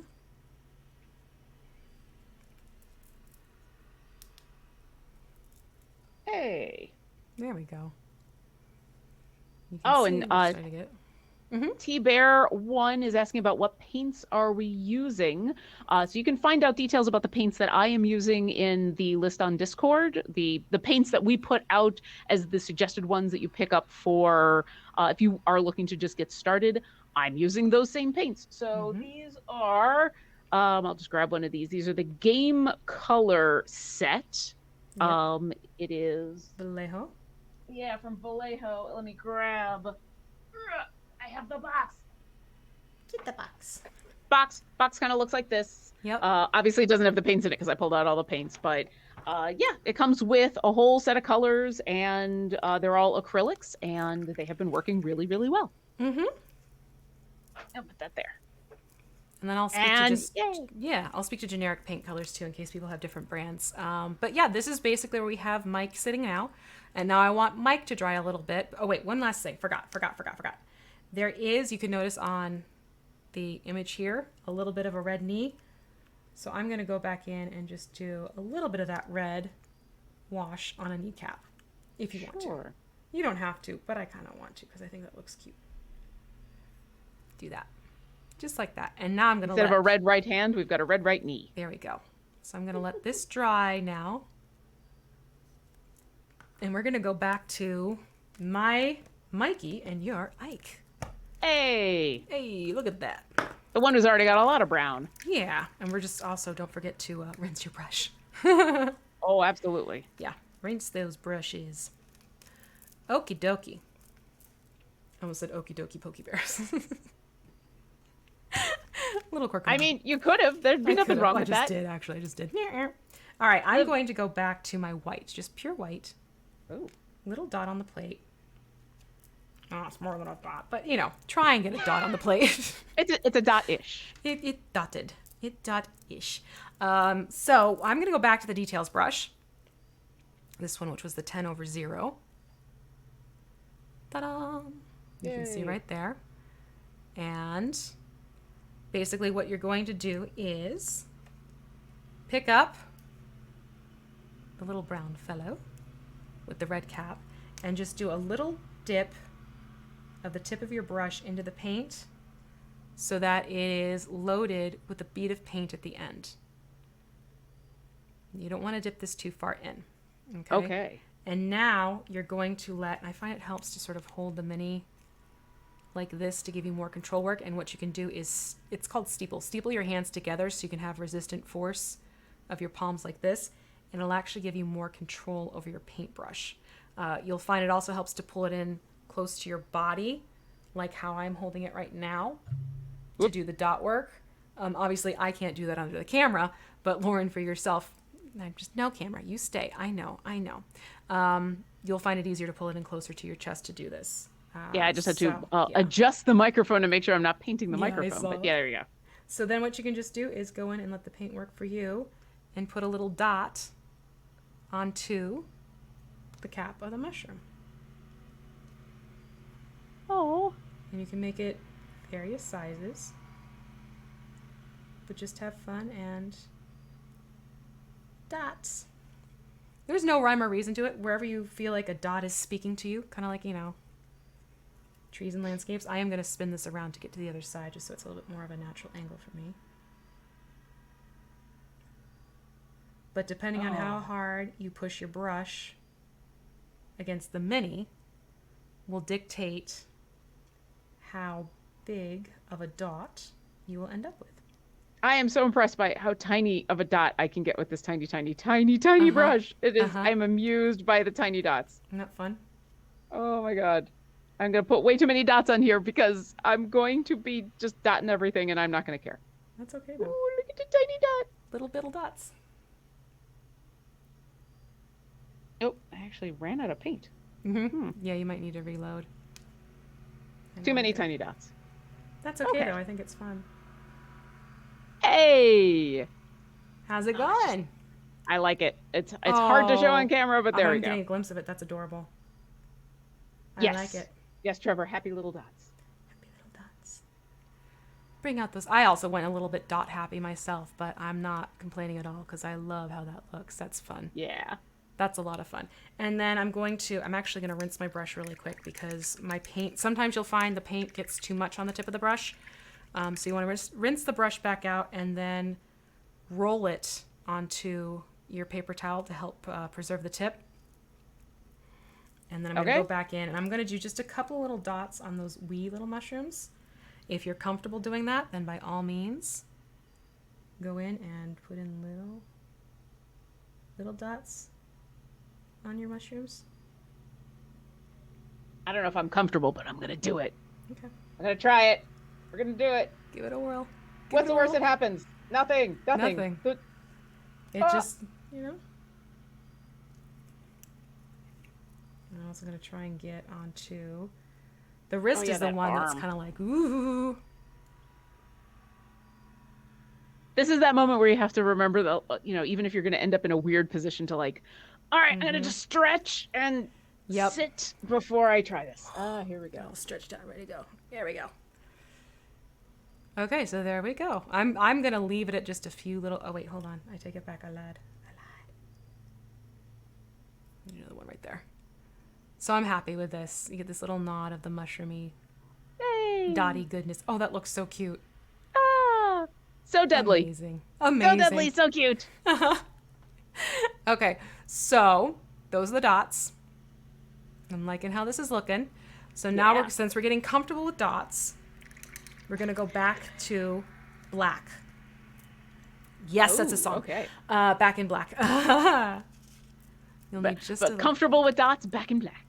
Yes. Same thing, just a tiny little bit? Just a tiny little bit.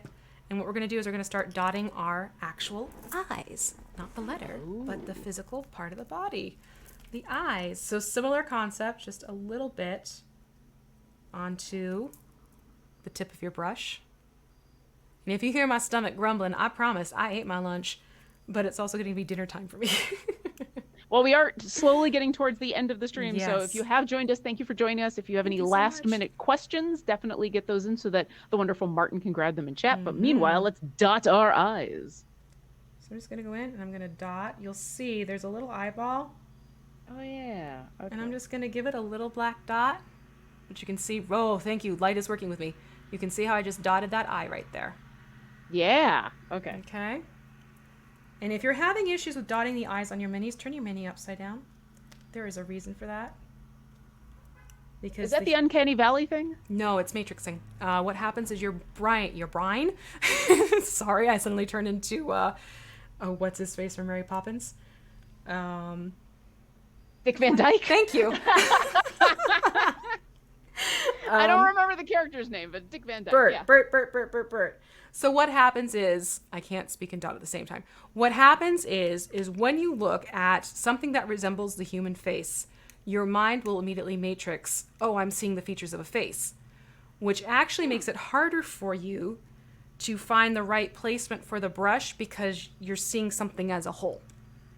When you do something like turn the mini upside down, it disrupts it and you're able to see the eyes more independently and get a more even result. Just a funny little psychology factor in your painting. It's also why people see like knots of wood that look like, someone like an angry face in your wood design or your wood pattern. Yeah. It's a similar concept. So I'm going to do that and I'm going to go in and I'm going to dot. I think it might be hard to see because they're tiny, tiny little dots. They are itty bitty little eyeballs. Managed to get them on in there, so. There you go. You can see. There, right there. Okay. You can see Mike's eyes dotted. Yeah. Right there. All right, cool. So one last thing we're going to do with Mike, and this is we're going to create a wash using that little bit of black paint that's left. We're going to put it onto the base. So I am going to take my clean water. And again, just bring the water over. Now I have Nuln oil, but I'm just going to show how I'm going to mix together for sake of reference. So a little bit of black, a little bit of water, and literally just mix the two together, and you'll end up with a nice wash to put over your base. Okay? But since I spoke of it, and I spoke of my love for it, I'm going to crack open my Nuln oil, N-U-L-N oil. Not gnome. Not gnome. Not to be confused with a gnome. No. Not our darling gnome. Which I already have done that, which is that's okay. That's totally cool.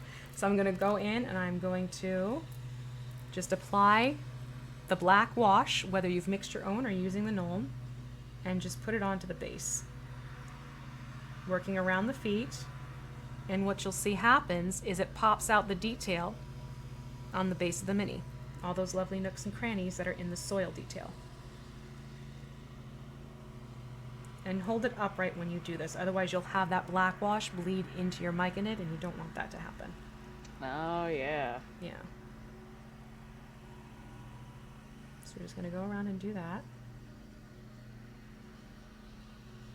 And this is where I personally find having the holder, whatever you use, if you're just using like me, a pill bottle, or if you got an actual mini holder, this is the best because if you don't, you've been holding the base this whole time, and now you're like, what do I hold?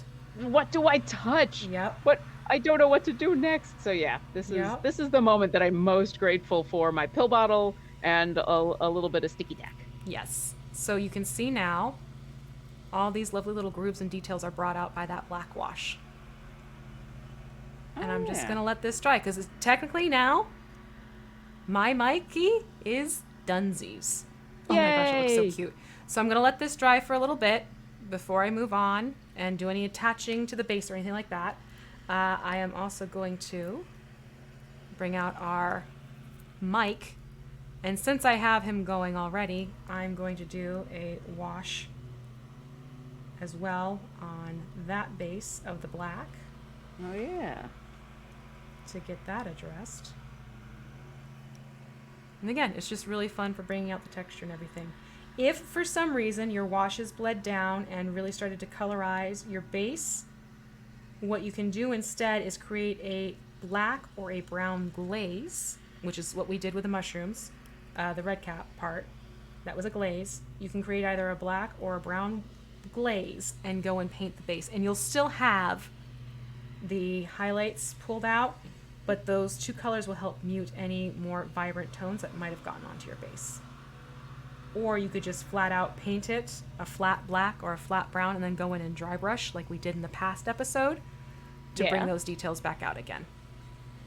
But that is what you have there with the base. I am not dotting the eyes on Mike yet, which I will do, but what I'm seeing is that there is still some wet wash that needs to dry because I'm seeing this glossy flashback. You do not want to put paint onto a wet wash because it's going to bleed down and then it's just a mess. So I want to give this some time to dry before I try dotting the eyes on Mike. That will happen. It's the same thing as what I just did with Mikey, but that's going to happen off screen. But here we have, this is essentially Mike all done. Hey, with all here's the mine. washes. Excellent. And once again, I will get better pictures for the Discord. And here we have Mikey and Ike all done. So we have our side by sides. So while they're drying, let me speak to what you can do next because there are some fun options here. So when they are dry, this means you don't see any flashback, any bits of moisture left on your Mini. It is matte in finish. What you're going to do is you're going to carefully tip this off and pull it off with the blue tack. Like I said before, you can take your ball of blue tack, and if you notice you have anything, thumbnails, they're handy. If you notice you have anything left on your thumb, or the base of your Mini like I have on my thumbnail, all you have to do is just take your tack and blot it against, and it'll pull off the residual blue tack that's left behind. Then what you're going to do is take your little black disc and some super glue, liquid form. This is important, folks, not the gel. The gel becomes brittle and breaks apart after a while. It's bad, trust me, especially if you've tip bash. Don't do that. So you're going to take your liquid super glue, whichever brand you prefer. I am normally a Loctite girl. However, my Loctite had locked up tight this afternoon, and I had to run out to the store and grab the only liquid that I could find at the nearby drugstore. So what you'll do is you'll put a dab. I normally do it on the base, but since my bases are still attached, what you're going to do is you're basically going to put a little dab of super glue onto your base, move it around a little bit, give it to a count of 10, and then put your miniature on top of the base itself and let it dry. Okay? Once that is dry, you can then go in, and I like to seal after the fact. You can go in and you can seal your Myconid. If you want it to be slimy looking, that's where you can take I like to use Mod Podge Ultra. You can take Mod Podge Ultra Gloss and seal it. Now you have a couple options. This is the Mod Podge Ultra Matte. I'm going to keep these things matte because I don't want them to have a slimy appearance. The thing I like about this is you can either do a pump spray on it. Make sure you shake this very well first, and with any type of varnish. Make sure it's well mixed together. So you can either spray it on to your miniature, or you can take the pump action cap off, dip your paintbrush in, and paint it onto your miniature, whichever approach you prefer. A lot of it depends on sort of the space you have to work with. If you have a tight space, then paint it on. If you can take it to a place where you have a little bit more room and you can put them inside a cardboard box, then you can spray it. The nice thing is this is not an aerosol-based spray, so it's not something where you have to have it at a certain temperature outside with a certain amount of space and ventilation and everything like that. It's like hairspray. Pumped hairspray is the best way to describe it. So then you're going to want to make sure you seal it up. Once that is sealed, you can go in and have even more fun if you so choose. And there are these fantastic little tufts of grass you can get. I like army painters because there's a whole bunch of different varieties and color blend options. So what I'm going to do is I'm going to go in, and I'll pop one off so you can see how this looks. I'll go in and I will take my army painter grass. And these do come so that they're self-adhesive, though for insurance purposes, I will use super glue as well. Same thing, little drop of super glue, let it get a little air to it, and then stick it on. But you can pop off these little tufts. And I'm actually, you know what I'll do? I'll grab my slot. What you can do then is take this little tuft. Tweezers do help, but you can place these tufts onto the base of the mini, again, after it's sealed. Because if you do this before it's sealed, you are then essentially going to have these glob together, and you don't want that to happen. With a little bit of pressure, you have this fun little tuft of grass just to sort of further enhance your base. So that's kind of how the wrap-up for this would work. You'd seal it up, glue it on. If you want to have fun with your grass tufts, add it on after the seal coat, and away you go to set it onto your table, and ta-da, you'll have 2 fun Myconids for your party or for your own enjoyment when all is said and done. Yay! So that's it. That is awesome. Yeah. All right, we have a couple more minutes, so I'm gonna go through a couple last questions before we have to go. Robfu was asking about what are the paints that are in the squeeze bottles, and I'm assuming you're talking about these guys that I've been using. That's the game color. Yep. And I've been using model color. There's 2 different lines with Vallejo. Game color, model color. Both are fine. And these have been lots of fun. Jonah Pandolf wants to know, where can I get those miniatures? So the ones that we've been using are the Whiz Kids, and you can get them at your friendly local game store.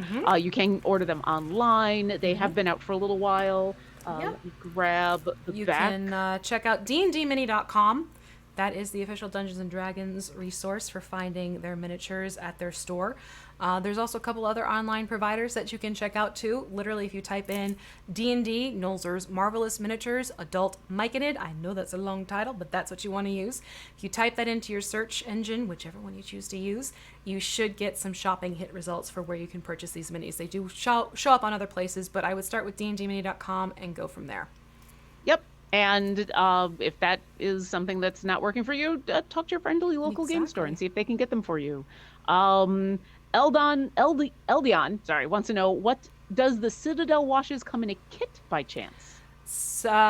Yes, they can be found in kits. They go fast. I will say that, though.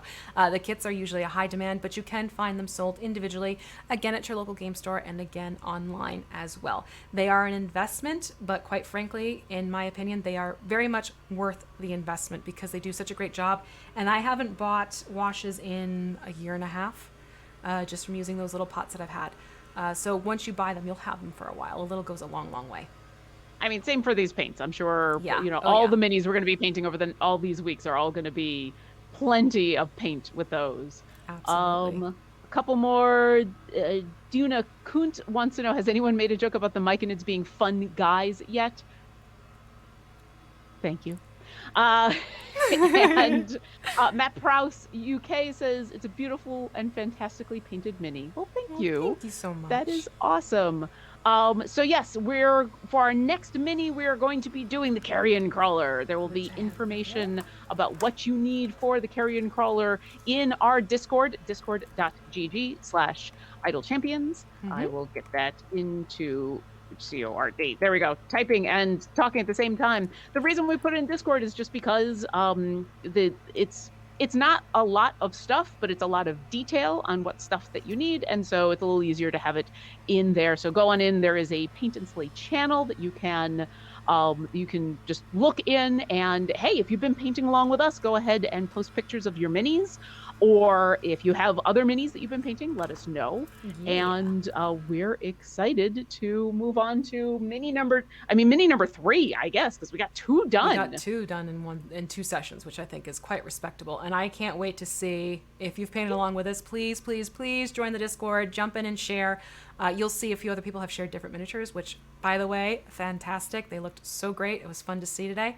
But yeah, Absolutely. stay tuned. Keep up with us in the Discord, and we will let you know next week, right? Because we weren't sure if we're going to have Paint and Slay next Friday. Yeah. Yeah. Stay tuned.